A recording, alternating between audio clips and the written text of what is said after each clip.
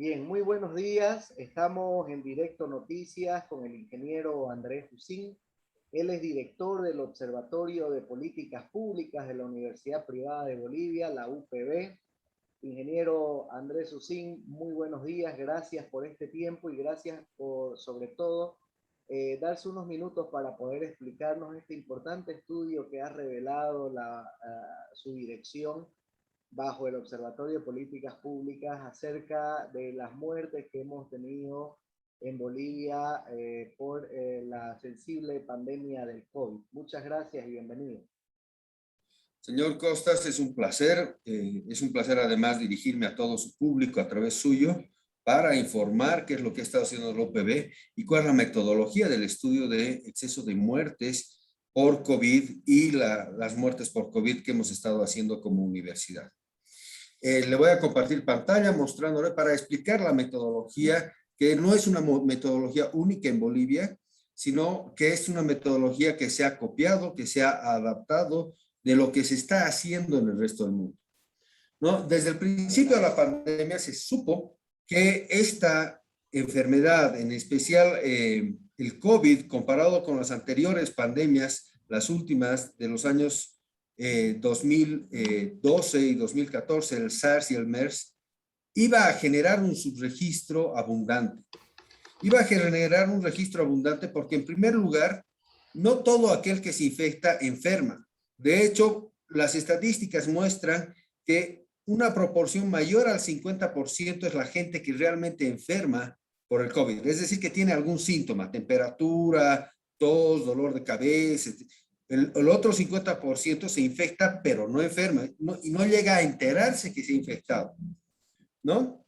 Por un lado tenemos esta fuente de subregistro. La segunda fuente de subregistro que se vio más tarde es que hay personas que se infectan, pueden no mostrar síntomas aparentes como temperatura, tos, dolor de cabeza, dolor de cuerpo, etcétera, pero pueden generar algunos efectos como coágulos, como trombos, como derrames cerebrales, como embolias, efecto de estar con el COVID en el cuerpo, ¿no? Pero que mueren sin que el médico pueda identificar al COVID como causa. Para el médico es simplemente o asfixia o es un derrame cerebral o no identifica al COVID como el causante. La tercera fuente de subregistro que hay en muertes es debido a que el COVID mata muy rápido, ¿no? Desde que te enfermas pasa una semana, pasa un buen tiempo, pero en el momento en que te agravas muy rápido. Y entonces hay gente que no llega a visitar al médico, no llega al sistema de salud, muere por fuera del sistema de salud. Tal vez esta es la fuente de subregistro más amplia, ¿no? Y una cuarta fuente de subregistro es la capacidad de los sistemas de salud, ¿no?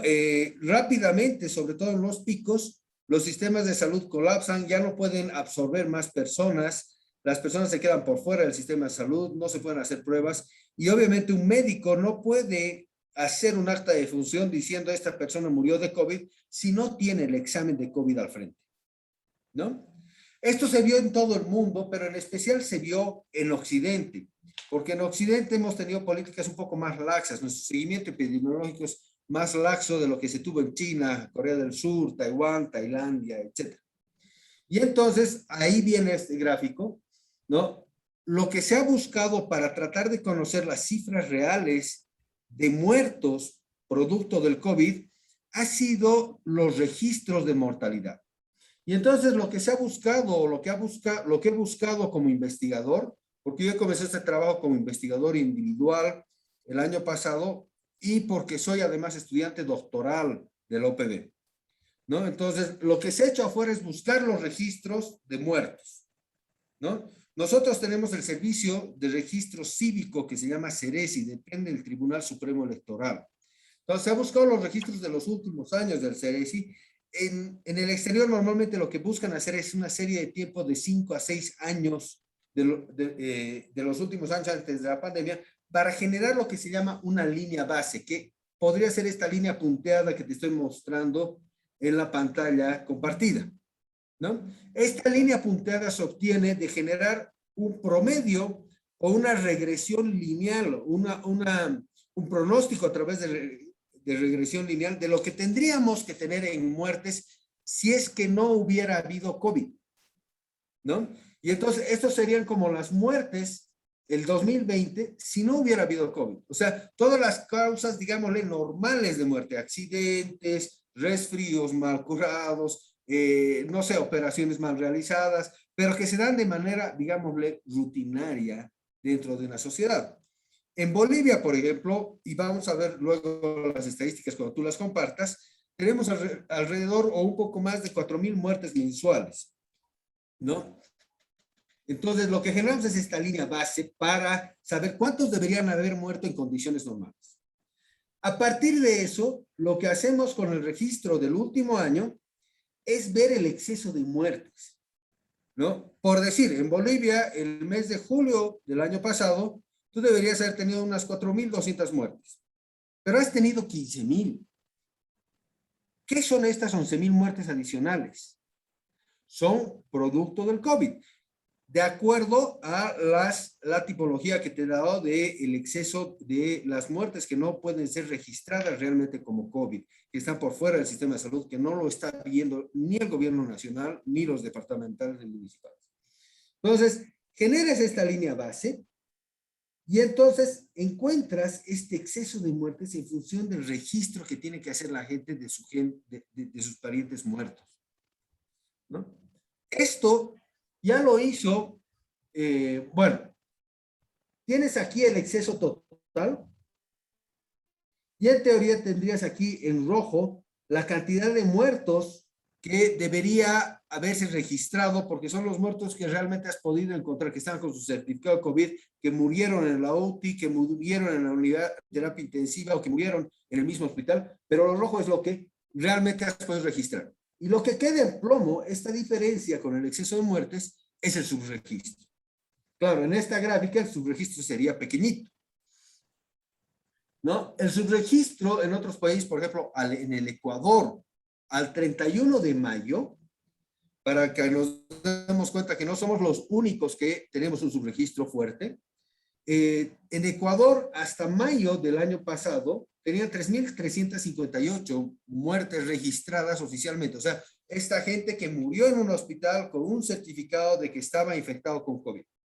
Cuando hicieron el estudio de exceso de muertes, lo que encontraron fue que tuvieron 16.107 muertes.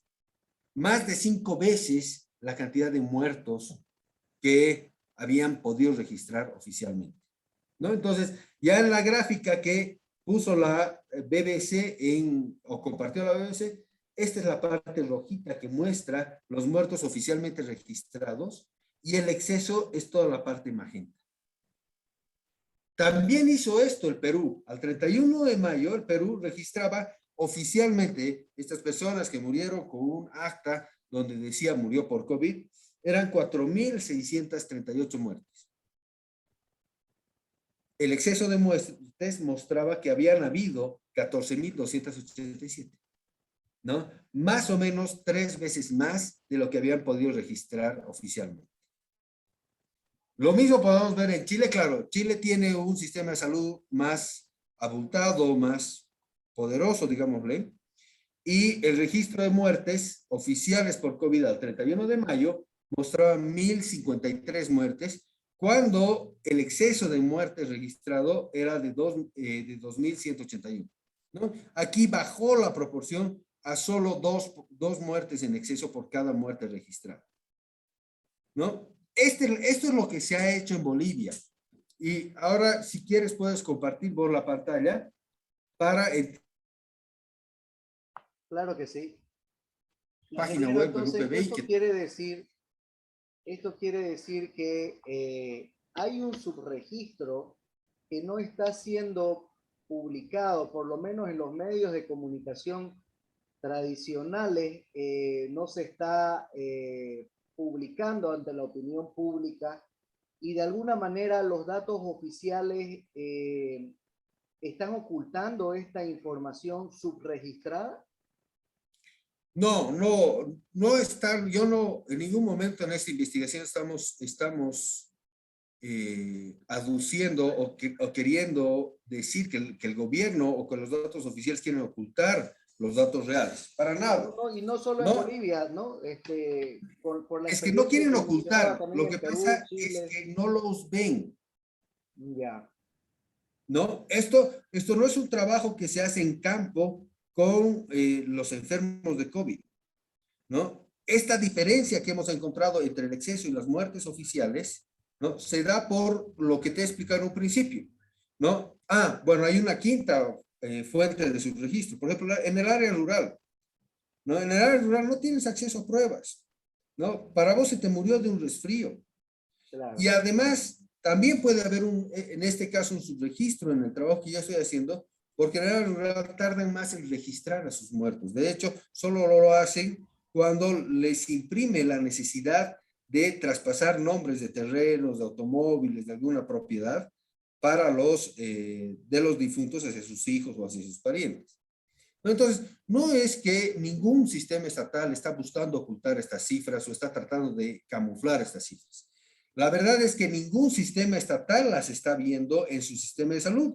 Tú tienes que salir del sistema de salud e ir al sistema de registro cívico o hacer un censo o hacer otro instrumento que te pueda contabilizar esta cantidad de muertes, ¿no? Entonces, en este sentido, lo que está haciendo, se está haciendo en el mundo entero es que entidades independientes, académicas, científicas, están haciendo este estudio para tratar de mostrar en sus respectivos países y regiones lo que realmente está pasando, el real efecto demográfico del COVID, porque claro, la gente ve los registros oficiales y piensa, ah, no, pero es que no está muriendo tanta gente, es que realmente, y la verdad es que el COVID ha afectado mucho más de lo que creíamos nosotros. Correcto, que va más allá de esa información oficial que estamos consumiendo a través de los medios o a través de los voceros oficiales, ¿no es cierto? En cada país. Sí, sí, sobre todo en Occidente, ¿no? Hay países en Oriente, como te decía en un principio, en China, en Taiwán, en Tailandia, Nueva Zelanda, donde prácticamente no hay subregistro, pero porque la cantidad de pruebas que hacen es grandísima comparada con la nuestra. Mira, cuando nosotros estamos en llano, cuando nosotros hemos tocado el fondo de una ola, nosotros hemos llegado a hacer entre 10 y 20 pruebas por enfermo encontrado.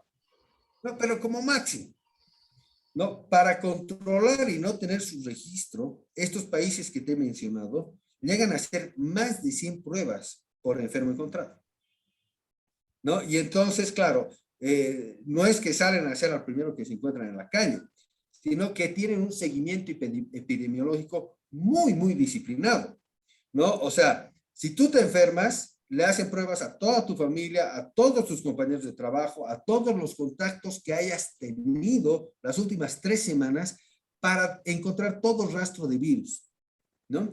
Incluso, por ejemplo, en varios países como China, como Corea del Sur, han sido criticados porque han ido más allá de los derechos individuales para poder encontrar a todos los infectados. Por ejemplo, en Corea del Sur, lo que hacían era aplicar el registro de recorridos de tu celular para ver si en tu recorrido has tenido contacto con otras personas y mandarles mensajes a estas personas diciéndole un contacto suyo ha sido encontrado con COVID positivo, por favor vaya a hacerse una prueba, ¿no? A ese nivel. Entonces, es realmente muy difícil y todo Occidente, desde Europa hasta todo lo que es Latinoamérica, Estados Unidos, Canadá, han tenido estos niveles altos de subregistro. De acuerdo, clarísimo. Gracias, ingeniero. Y entonces yo le voy a mostrar en pantalla, no sé si le parece bien desde este primer El primer cuadro. cuadrito. El primer cuadrito, porque hay una tabla que es largo de explicar, pero que te lo voy a hacer en sus grandes rasgos. Tarda un poquito, creo, en cargar. Si quieres, Sí, la ponemos en la está mía. cargando.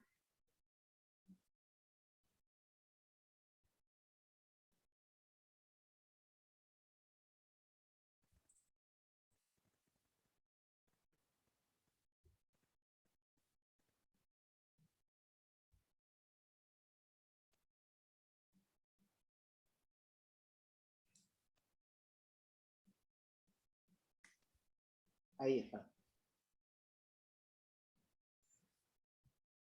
¿Lo ves? Ahí está. Entonces, en función de lo que te he explicado, ¿no?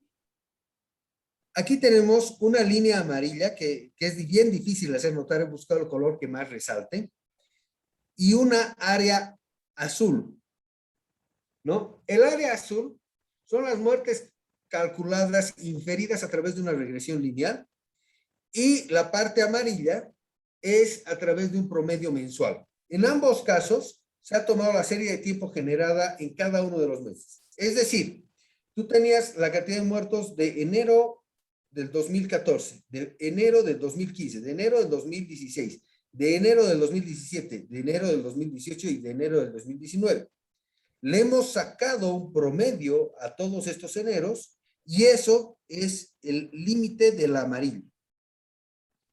Y en el otro caso, lo que hemos hecho es, a través de esos datos, hemos sacado una regresión lineal y ese es el límite generado por el azul. Entonces, entre el amarillo y el azul te dicen, te arman un rango de las muertes probables que deberías haber tenido en condiciones normales, ¿no? Y el área roja es los muertos registrados por el CERESI. El año 2020 y 2021 hasta junio.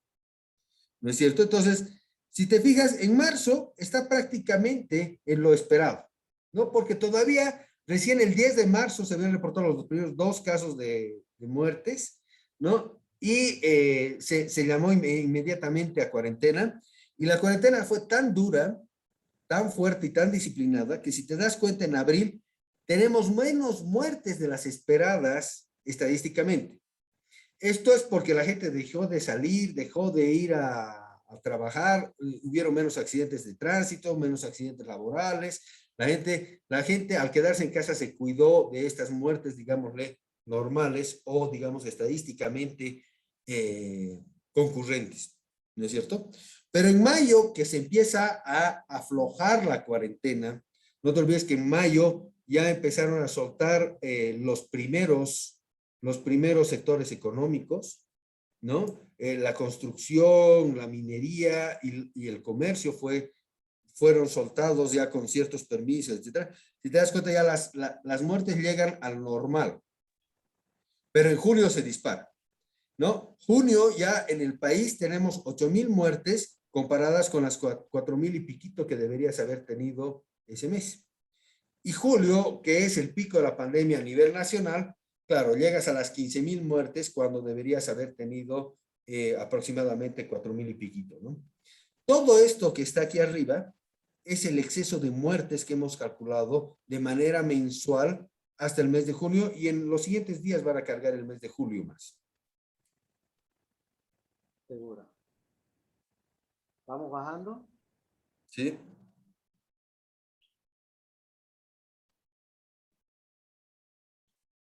Entonces, este segundo cuadro, lo que ya te muestra es la comparación de las muertes en exceso, ¿no? Registradas, que están aquí en amarillo o en azul. La diferencia que hay entre el anterior cuadro, lo rojo, y lo amarillo en el azul, que por decirte aquí, las muertes en exceso de julio pasan de 11,000, y el registro oficial que tiene el Ministerio de Salud. El Ministerio de Salud, a través de todos los sedes departamentales, llega a copiar el mes de julio alrededor de 2,000 muertes por COVID. Si te das cuenta, solo hay 2,000 muertes registradas cuando el registro de muertes del CERESI muestra que han habido en exceso más de 11,000 muertes. Y así esto te muestra cada mes, ¿no? El único mes que el registro de muertes es mayor que las muertes en exceso registradas en el CERESI es el mes de septiembre, porque el 6 de septiembre el CEDES de Santa Cruz, de la gobernación de Santa Cruz, hace un sinceramiento de más o menos 1,570 muertes que que tendrían en rezago, que no habrían podido procesar sus pruebas de esas personas que murieron durante el pico, ¿no? Pero el resto de los meses, desde que comienza la pandemia, prácticamente en todos tenemos un exceso de muertes. Si te das cuenta, los rojitos, lo registrado por el Ministerio de Salud, un exceso de muertes mayor. Sí.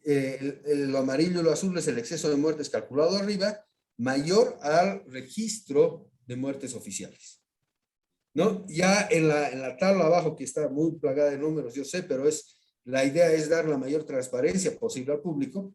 Podemos ver que tenemos el año, el mes, los muertos registrados por el CERESI en la primera columna, la proyección de muertos que tendrías que haber tenido mensualmente de acuerdo al promedio de esta serie de tiempo que te he explicado, la proyección lineal, y en la cuarta columna numérica tienes ahí los muertos registrados oficialmente por el sistema de salud, es decir, por los sedes departamentales y finalmente acopiados y sistematizados por el Ministerio de Salud, ¿no? En la quinta columna numérica tienes el exceso de muertes que se hubiera registrado, es decir, la diferencia en el caso de la quinta columna entre la primera y la segunda, y en el caso de la sexta columna entre la primera y la tercera, ¿no? Que te da este rango que está por encima de lo normal, los que han muerto más allá de lo que sería una mortalidad normal en cada uno de los departamentos y del país.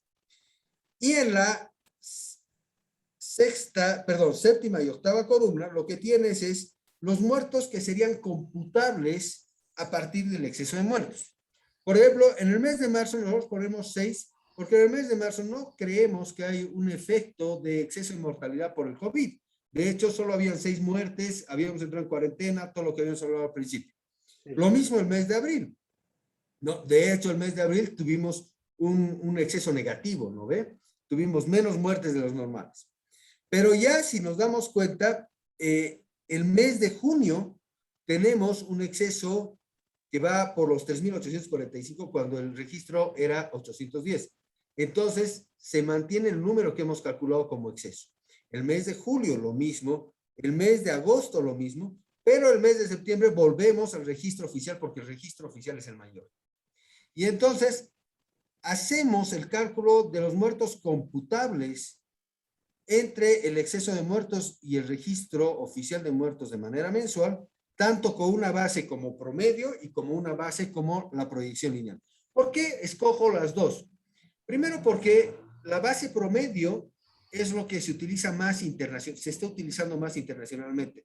Todos los organismos internacionales, incluso la Organización de la Mundial de la Salud, está usando el promedio.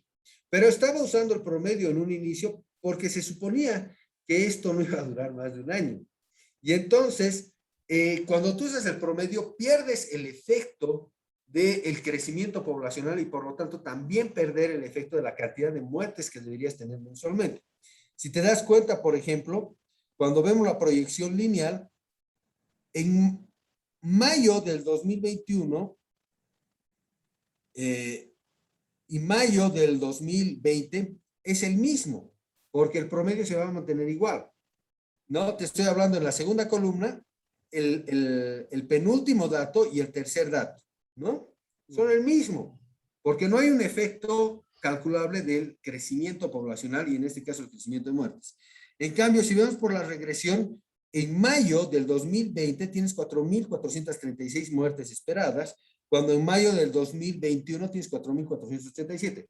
Esto te muestra el efecto que se tiene del crecimiento poblacional en condiciones normales, ¿no? Y es por eso que la sumatoria de muertes computables por promedio te daba hasta junio 46.907 y hasta junio las muertes computables con base en la proyección lineal serían 43.875. Bien, ¿podemos ver Santa Cruz? Claro que sí.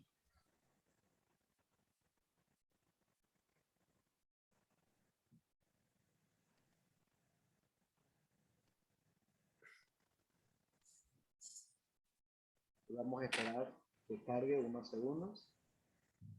Si quieres, déjame compartir pantalla a mí. Tengo, como es nuestra la web, carga en... Ahí está. Ya. Entonces, Santa Cruz, lo interesante de hacer el ejercicio departamental es esto, ¿no? Si te fijas, en marzo hubo un poco más de muertes, de repente algo como el dengue o alguna epidemia local, ¿no? Pero no es realmente significativa, podríamos decir que es marginal. Abril por la cuarentena, obviamente tienen muchas menos muertes de lo esperado este mes. Mayo ya crece y ya crece por encima del... Santa Cruz, no te olvides que entra al pico de la primera ola antes. Y aquí se lo demuestra, ¿no? En junio es que Santa Cruz entra al pico contrario, o mejor dicho, un poco adelantado al promedio nacional, ¿no? Y en el mes de junio tiene alrededor de 3.500 muertes cuando lo que se esperaba era alrededor de 1.000, ¿no es cierto? A pesar de que se ha sentido mucho más fuerte, sobre todo la tercera ola, si te das cuenta, la segunda es mucho más baja que la primera, ¿no? El pico de las muertes registradas en exceso llega a más o menos 1.700 cuando se esperaban 1.000, unas 700 muertes en exceso. Pero sí, la tercera ola ha sido evidentemente más fuerte que la segunda, pero menor que la primera, porque el pico de muertes el mes de junio llega con más o menos 2.500, poquito menos de 2.500 muertes, cuando se esperaba, de acuerdo a la proyección de muertes, alrededor de 1.000. ¿No? Entonces, aquí tienes el exceso de muertes, ya en columnitas amarillos y azules, dependiendo de la metodología en que la hayas calculado. Fíjate en junio la diferencia, ¿no? Tienes más o menos en un exceso de muertes de 2.500 cuando habías registrado aproximadamente 400, ¿no? Y aquí también está esta regularización que hace el CEDES de la Gobernación, el Servicio Departamental de Salud, ¿no? Septiembre, De ¿no? 1.570 muertes en el 6 de septiembre. ¿No? En el resto de los meses, exceptuando en octubre también, tienes un subregistro de por lo menos el 50%. ¿No? Todos estos gráficos han sido hechos con la idea de que cuando entiendes qué es lo que ha pasado a nivel nacional, el mismo ejercicio se ha hecho de manera departamental. Entonces, de manera departamental, Santa Cruz ya a junio del 2021 registró alrededor de 6.826 muertes en toda la pandemia, pero el exceso de muertes nos muestra que ha habido entre 11.500 y 12.500 muertes en el departamento. Perfecto. Clarísimo, ingeniero, clarísimo. Ahora comprendo mejor a qué se referían con las muertes en exceso. Sin duda alguna, son datos reveladores, son datos que ayudan a mostrar la verdadera dimensión de cómo ha afectado esta pandemia en nuestro país y en esta parte del continente. ¿Cuál es su conclusión profesional o las recomendaciones que podría hacer a todo el sistema estatal de salud en relación a estos datos que observamos desde el punto de vista, por supuesto, científico y académico? Bueno, es claro que es necesario reforzar, no solo en el país, sino en todo el mundo occidental, todo lo que es el seguimiento epidemiológico como un arma de política pública para poder no solo encarar el coronavirus, sino otras enfermedades que obviamente son mejor encaradas y son mejor tratadas con un diagnóstico temprano, ¿no? Los países del lejano oriente, como Corea del Sur, como Taiwán, como Tailandia, como la misma China, como Nueva Zelanda, que es un país prácticamente con la mayor parte de gente europea, han logrado controlar la enfermedad antes de que haya vacunas, haciendo un seguimiento epidemiológico muy disciplinado, pero además muy extensivo en la sociedad. Entonces, una recomendación es eso. Y otra es usar esto que nos da una visión más completa de lo que está pasando en la pandemia. Y esta no es solo una recomendación para el gobierno, esta es una recomendación más que todo para la gente.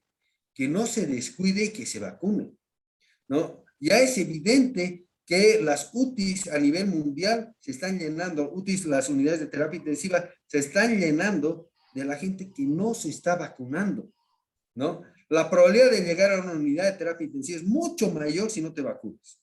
Y de morirte también. Entonces, seamos responsables con nosotros mismos, pero además con nuestras familias, vacunémonos con la vacuna que haya. O sea, tú si estás cayendo de un avión, no preguntas qué marca es el paracaídas, tú te lo pones y jalas la cuerda, ¿no? Y entonces tenemos que usar lo que haya, porque sea buena, sea mala, de acuerdo a este periódico o a este otro, lo que va a hacernos es generarnos una mayor probabilidad de salir ilesos o con vida de esta enfermedad.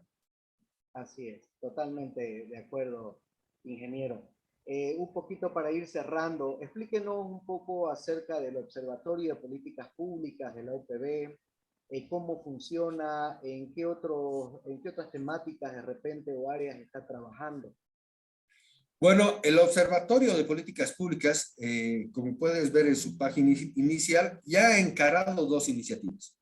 La primera la ha encarado a partir del mes de marzo, que ha sido una más atrás. Ha sido el seminario Taller Internacional para la elaboración de artículos de política pública, ¿no? La Embajada Americana ha financiado este seminario donde hemos capacitado a 35 profesionales que tienen una amplia experiencia en el sector público para escribir artículos de política pública, lo que se conoce internacionalmente como policy briefs, ¿no? La idea de estos, no, tienes que entrar a posgrado y a la Escuela de Graduados de Gestión Pública, ¿no? La idea de este seminario ha sido capacitar en la escritura de estos artículos. En los próximos meses vamos a sacar un primer producto de esto, porque la beca que se les da a estos estudiantes va contra la producción de un policy brief publicable en la revista del observatorio. Esta revista va a obtener su primer número, esperemos, hacia fines de mes, y va a ser publicada acá en el observatorio, ¿no? Aquí hacia el final de esta pantalla, hay esta Escuela de Graduados de Gestión Pública, ahí puedes hacerle un clic.